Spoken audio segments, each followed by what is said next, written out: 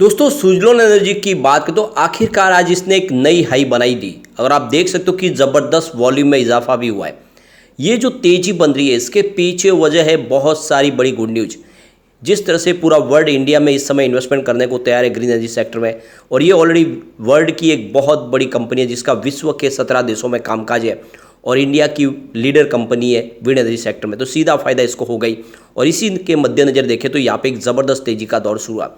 काफ़ी दिन के बाद बहुत ही भारी वॉल्यूम और सुबह सुबह ही अपर सर्किट लग गया। अब सुजलॉन के कारोबार को देख के लग रहा है कि सुजलॉन आने वाले समय कई नए टारगेट हिट कर सकता है।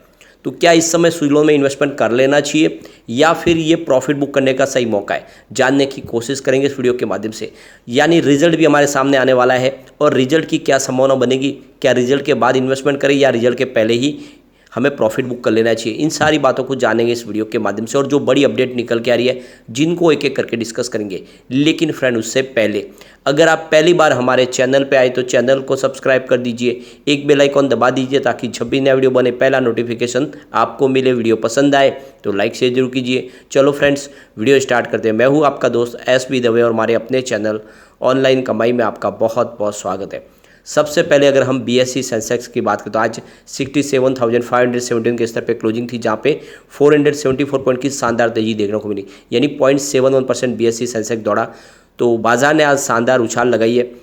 आज निफ्टी एनर्जी 26,000 तक पे पहुंच गया। देख सकते हो कि 182 पॉइंट की शानदार तेजी, यानी 0.71% निफ्टी एनर्जी दौड़ा, उसका फायदा सुजलॉन को मिला। यानी एनर्जी सेक्टर में तेजी का दौर शुरू हुआ और उसी हिसाब से सुजलॉन में खरीदारी शुरू हुई। आप देखो स्टॉक की शुरुआत 17.95 पर हुई, शुरुआत पॉजिटिव हुई, कल की क्लोजिंग 17.85 के आसपास थी और यही दिन भर का लो भी बना, लेकिन जो हाई है वो 18.70 है और 18.70 पर देख सकते हो कि क्लोजिंग देखने को मिली 5% के अपर सर्किट के साथ। तो जैसे कि इसकी सर्किट लिमिट अब 5% की कर दी गई है, इस वजह से यहाँ पे उतनी तेजी बन नहीं पाई, लेकिन जिस तरह से आज खरीदारी होती है उस हिसाब से स्टॉक 12 से 13% दौड़ सकता था, लेकिन सर्किट लिमिट 5% कर दी गई है और इस वजह से तेजी वहीं पर बन गई। इसके रिटर्न को आप देखें तो 13 जुलाई को स्टॉक ने 17.55 की क्लोजिंग बताई थी और 2.5% की गिरावट हुई थी, लेकिन 14 जुलाई को आप देख सकते हो कि स्टॉक ने फिर से 17.70 का स्तर पे क्लोजिंग दी और आप देख सकते हो वहाँ पे 0.9% की तेजी देखने को मिली, लगभग 1% की तेजी। 17 जुलाई को स्टॉक ने काफ़ी अच्छा प्रदर्शन किया, स्टॉक 18.20 पर वापस गया और 2.80% की अच्छी खासी हमें तेजी देखने को मिली। लेकिन उसके बाद अगर आप देखें तो 18 जुलाई को स्टॉक में फिर से गिरावट हुई, 17.90 पर स्टॉक की क्लोजिंग थी और 1.60% की बड़ी गिरावट हुई। 19 जुलाई को स्टॉक में 17.85 की प्राइस से 0.3% की गिरावट थी, लेकिन वॉल्यूम काफ़ी नीचे आ गया था। आप ये समझ ही सकते हो इससे ठहराव आ गया था क्योंकि बड़े फंड हाउस ने कोई खरीदारी नहीं की थी और इस वजह से गिरावट के साथ थोड़ा दबाव देखने को मिला, लेकिन आज वो सारी भरपाई हो गई और वॉल्यूम में एक ज़बरदस्त उछाल देखने को मिला। आप इसके रिटर्न को देख सकते हो, पिछले 10 साल के हिसाब से इसने 151% का अच्छा खासा रिटर्न दिया है। 5 ईयर के हिसाब से देखें तो इसका रिटर्न 186% पॉजिटिव है। 2 ईयर के हिसाब से जिसने भी इन्वेस्टमेंट किया उसको 175% का पॉजिटिव रिटर्न इस समय मिल रहा है।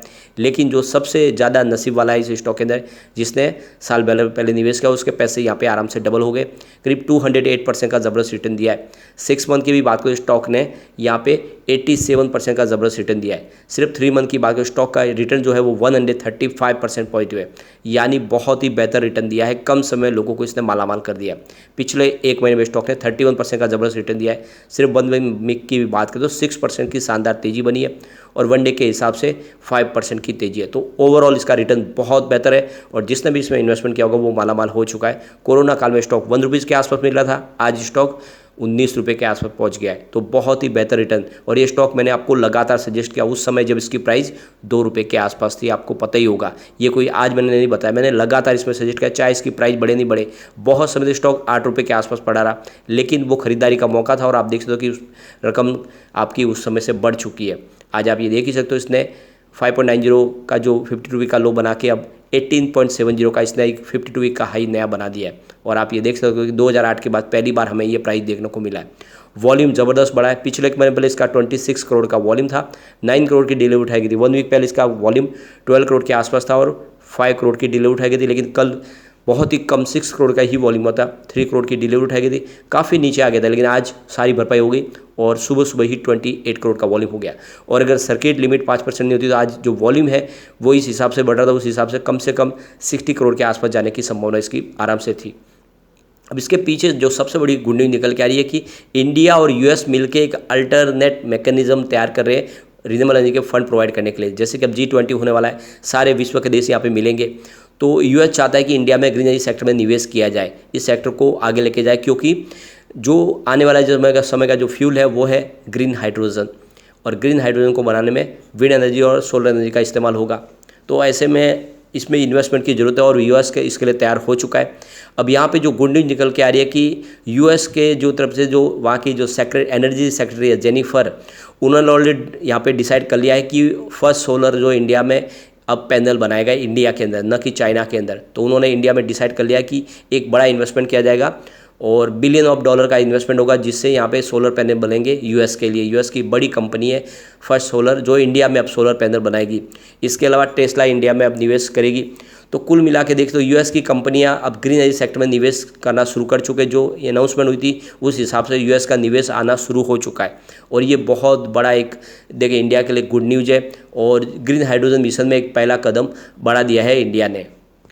इसके अलावा जर्मनी के vice chancellor Robert Habeck India में आए हुए हैं, और वो भी इंडिया के साथ में ग्रीन एनर्जी सेक्टर में किस तरह से निवेश को आगे बढ़ाया जाए इसके ऊपर बातचीत कर रहे हैं। और जर्मनी चाहता है कि वो इंडिया में इन्वेस्टमेंट करे ग्रीन एनर्जी के सेक्टर में। तो उनकी जो विजिट दिल्ली की है, और वो देख सकते हो कि 19 जुलाई को इंडिया में ऑलरेडी आ चुके हैं, और उन्होंने यहाँ पे जो अपनी तरफ से अनाउंसमेंट किया है कि वो इंडिया में निवेश करेंगे। जर्मनी इंटरेस्टेड है इंडिया में ग्रीन एनर्जी सेक्टर में निवेश करने के लिए। तो ये आप समझ सकते हो कि अब निवेश का दौर शुरू हो चुका है। ऐसे में इस सेक्टर के जो लीडर है वो कंपनियां बहुत बड़ा रिटर्न देने को आपको तैयार हो चुकी है। ऑलरेडी वर्ल्ड बैंक ने 1.5 बिलियन डॉलर का एक बड़ा फंड प्रोवाइड करने के लिए यहाँ पे अनाउंस कर दिया है। ये लेटेस्ट 30 जून का अनाउंसमेंट आप देख सकते हो कि वर्ल्ड बैंक की तरफ से बहुत भारी मदद दी जाएगी। तो जिस तरह से इन्वेस्टमेंट शुरू होने वाला है, ऐसे में स्टॉक रुकेगा नहीं। यहाँ पे आप ये देख ही सकते हो कि रिसेंटली यूरोपियन इन्वेस्टमेंट बैंक ने भी 500 मिलियन यूरो की मदद का ऐलान कर दिया इंडिया को।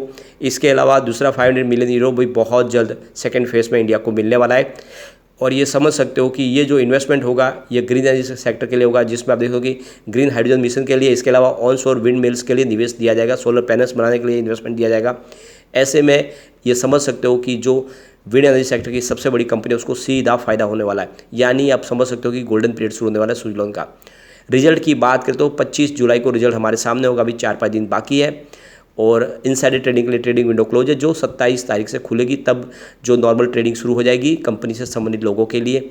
अगर रिजल्ट की बात करें तो यहाँ पे आपको समझ में आएगा कि रिजल्ट बेहतर रहने की पूरी उम्मीद है, क्योंकि जून क्वार्टर से लगातार रिजल्ट बेहतर हुए। जून में देखते हो कि 1381 रुपीज़ के आसपास जो रिवेन्यू था वो मार्च 2023 में बढ़ के 1694 रुपये तक पहुंच गया। नहीं, पिछले 4 क्वार्टर से लगातार रिवेन्यू बढ़ा है। ये बात अलग है कि मार्च में रिवेन्यू उससे अच्छा था, 2474 रुपीज़ के आसपास था। तो क्या इस बार पुराने मार्च को तोड़ के एक नया रिवेन्यू का जो रिकॉर्ड बनाएगा, ये हमें देखना होगा। प्रॉफिट की बात करें तो पिछले मार्च में तो 204 रुपीज़ का लॉस था, और मार्च 2023 में ये 280 रुपीज़ के प्रॉफिट में बदल गया कंपनी का कारोबार। तो क्या इससे शानदार प्रॉफिट मिलेगा?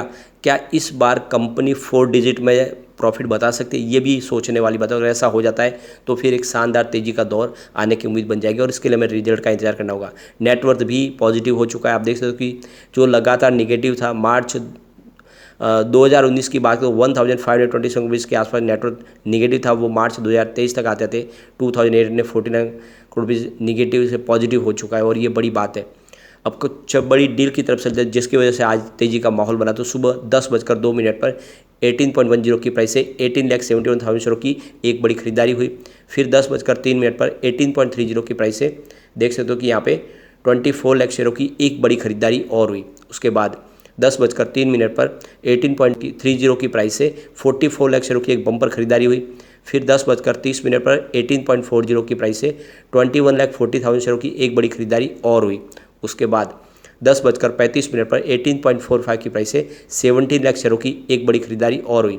फिर 10:42 पर 18.65 की प्राइस से 64 लाख शेयरों की एक बम्पर खरीदारी हुई। फिर 10:43 पर 18.70 की प्राइस से 30 लाख शेयरों की एक बड़ी खरीदारी और हुई। उसके बाद 10:49 पर 18.64 की प्राइस से 51 लाख शेयरों की एक प्रॉफिट बुकिंग हुई। उसके बाद 10:49 पर उसी समय 18.70 की प्राइस से 17 लाख शेयरों की फिर से खरीदारी हुई। उसके बाद 11:22 पर 18.60 की प्राइस से 16 लाख शेयरों की प्रॉफिट बुकिंग हुई, तो फिर उसी समय 11/22 पर 18.65 की प्राइस से 39 लाख शेयरों की एक बड़ी खरीदारी फिर से हुई। फिर 11:23 पर 18.65 की प्राइस से 59 लाख शेयरों की एक बम पर खरीदारी हुई। तो जिस तरह से आज बड़े फंड हाउस ने जम के खरीदारी की है, उसने यहाँ पे अपर सर्किट लगा दिया और अब एक तेजी का दौर शुरू होने की संभावना बन चुकी है। इसकी रेटिंग में ज़बरदस्त सुधार है।